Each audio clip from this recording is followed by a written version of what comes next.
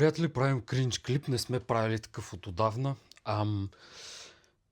Повода за този кринж клип е едно съобщение, което получих по-рано днес, в което се казва Dido, do you want to spend some time and catch a movie at my place and spend the night together? Това съобщение е очевидно от не българка.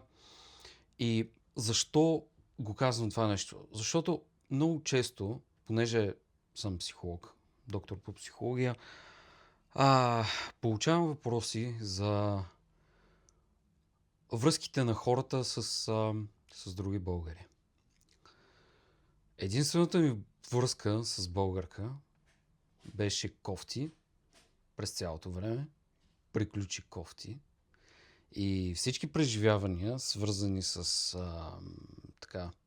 флиртове и уж забавления с българки, са били тегави и са приключвали кофти.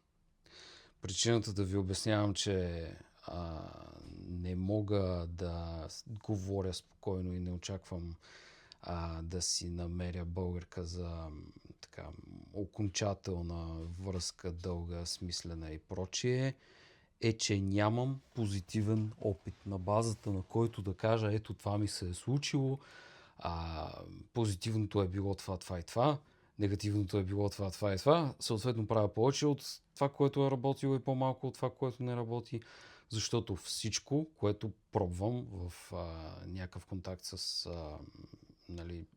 жени, пораснали в България, отгледани в традиционни български семейства, нищо никога не е работило за мен.